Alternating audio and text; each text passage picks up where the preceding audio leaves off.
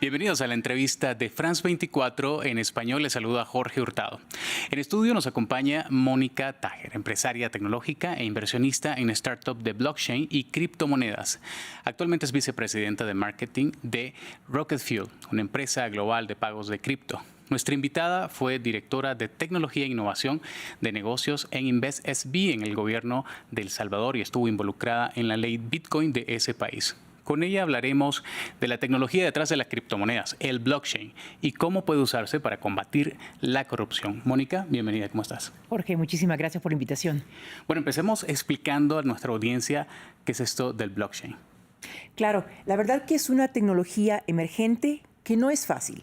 Entonces vamos a tratar de explicárselo a la audiencia de una manera en que sea más comprensible. Básicamente, imaginemos que es una plataforma, que es una base de datos, donde no solamente la información que va ahí no puede ser cambiada, es decir, no puede ser adulterada, y por ende nos da transparencia, nos da rendición de cuentas. La misma razón por la cual muchos de nosotros que estamos en tecnología, estamos abogando para que nuestros gobiernos en Latinoamérica la empiecen a utilizar como herramienta para combatir la corrupción. Y de eso justamente vamos a hablar en esta entrevista. Bueno, según el Banco Mundial, las empresas y las personas pagan más de $1 billón en sobornos cada año. El Foro Económico Mundial estima que la corrupción cuesta al menos $2,6 billones o el 5% del Producto Interno Bruto mundial. ¿Cómo esta tecnología puede combatir la corrupción en América Latina y si tiene ejemplos específicos de esto? Claro que sí. De hecho, si nuestros gobiernos adoptaran la blockchain en sus procesos, en todos sus procesos, pudiéramos hablar, número uno, de transparencia a la hora de hacer compras, es decir, cualquier ministerio que vaya a hacer una compra, y si esas empresas que van a licitar, o muchas veces ni siquiera licitan, ¿verdad? Pero esas empresas que van a licitar, esa información se metiera en la blockchain, pudiéramos ver, número uno, si la empresa se creó hace semanas o hace digamos, un mes, con la meta simplemente de licitar, entre comillas, porque puede ser una empresa fantasma. Si hay testaferros detrás de esa empresa, si hay anomalías, muchas veces empresas que tratan de ganar estos contratos gubernamentales se dedican a otra cosa, pero simplemente también licitan y no tienen por qué adjudicárseles esos contratos. Es decir, estamos hablando de sobornos, estamos hablando de fraudes que pueden ser contrarrestados. Esa es una manera. Y la otra, definitivamente, la trazabilidad. Es decir, si se va a construir un puente o una carretera en nuestro país, podemos ver el proceso desde que se adjudica, desde que se licita el proyecto, se adjudica y cuánto dinero se va gastando, porque hay transparencia total. En este momento no hay ningún país en el mundo que esté exento de corrupción. Muy bien, Mónica. Se me ocurre una idea con esto. Por ejemplo, cada vez que hay elecciones en algún país de América Latina, siempre hay quejas o denuncias de corrupción. ¿Esta tecnología podría servir como un mecanismo para, por ejemplo, elecciones populares? Definitivamente. De hecho, algunos países ya están hablando, países que no se encuentran en Latinoamérica, están hablando sobre adoptar la blockchain para poder tener elecciones, ¿verdad? De esa manera no se puede suscitar el fraude, vamos a evitar el fraude y al mismo tiempo los ciudadanos, la población va a poder ver los resultados no solamente en tiempo real, que es algo que todavía no está pasando, pero al mismo tiempo cifras, datos verdaderos.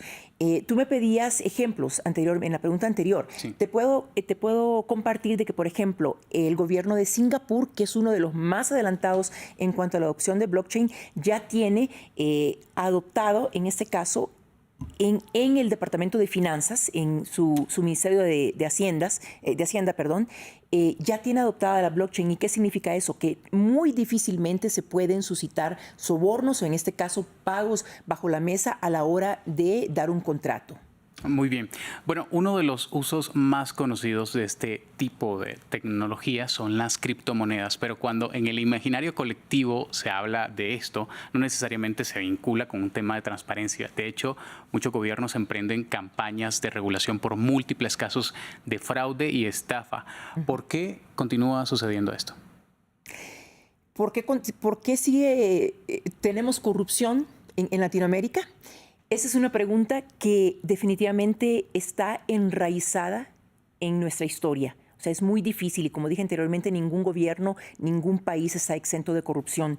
El hecho de que estemos abogando para que la blockchain sea adoptada en todos los procesos gubernamentales definitivamente es un paso positivo para que esto se minimice. De que lleguemos al punto donde no haya corrupción, o sea, nos falta mucho, definitivamente. Solo en Latinoamérica, Uruguay, basándonos en el índice de percepción de corrupción, Uruguay es el país donde se encuentra la menor corrupción, en este caso a nivel regional. Después tenemos muchos países centroamericanos donde esa problemática es mayor.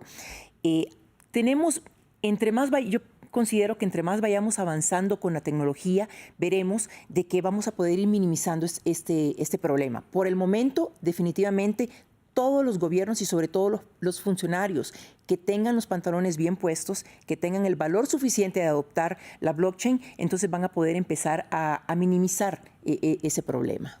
Mónica, usted fue una de las asesoras del gobierno de Nayib Bukele en El Salvador para implementar la ley del Bitcoin.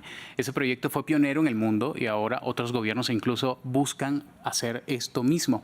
Pero al mismo tiempo ha sido muy criticado justamente por cómo se ha manejado casi en secreto las compras del Bitcoin y los dineros públicos relacionados con esta ley. Esto es una antítesis de cómo debería funcionar. ¿Qué pasó en El Salvador? Muy buena pregunta, pero quiero regresar a lo que dijiste con respecto a que muchos países están intentando hacer lo mismo. De hecho, no es así. La realidad es de que muchos países, y vamos a llegar a un punto en que todos los países del mundo, de la misma manera como legislaron para poder controlar el Internet, van a hacer lo mismo con respecto a todas las criptomonedas, porque si no, vamos a estar viviendo en la jungla, en un lugar donde no hay reglas. Yo no creo, y digo esto de manera personal, no creo de que los países, que van a haber muchos más países que van a adoptar el Bitcoin como moneda de curso legal.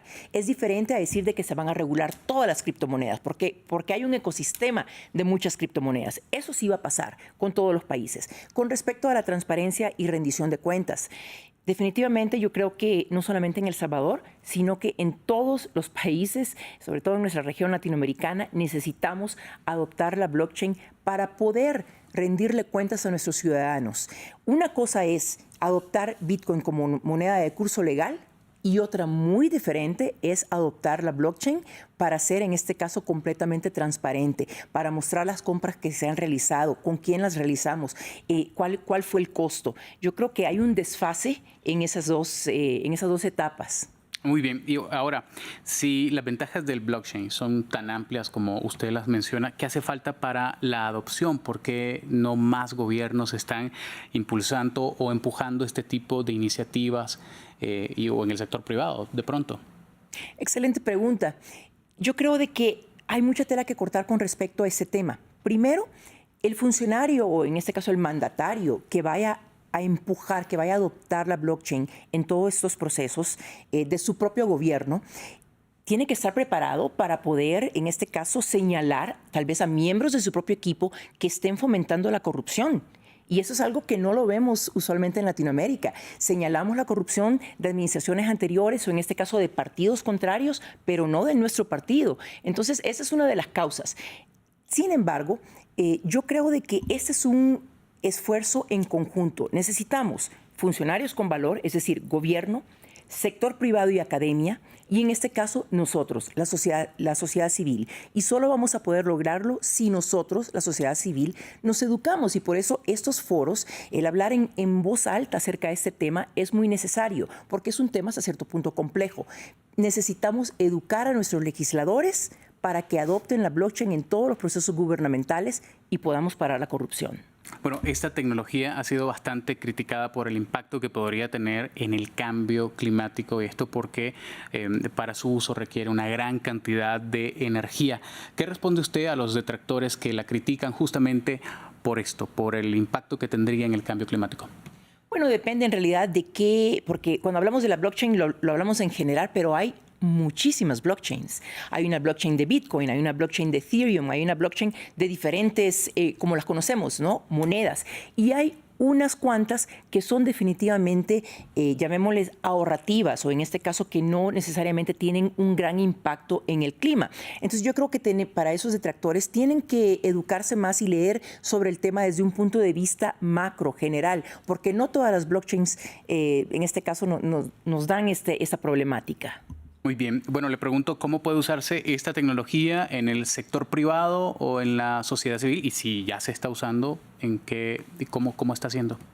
Bueno, el sector privado, de hecho, en muchos países, lo estamos viendo en España, lo estamos viendo en Argentina, lo estamos viendo en Brasil, que por cierto, estos dos países, bueno, la ciudad de Buenos Aires y Brasil, la semana pasada dieron a conocer de que van a lanzar una iniciativa de identidad digital. ¿Qué significa eso? Que en vez de que andemos en la calle con nuestra cédula en papel o en plástico, todo va a ser digital. Si yo me encuentro en este momento en Bogotá y el día de mañana estoy en San Salvador y tengo una emergencia médica, tendría yo que tener, o mejor dicho, todos tendrían que tener mis datos, en este caso de manera digital, para poder ir a un hospital, para poder sacar cualquier tipo de documentos. Entonces, este es un paso.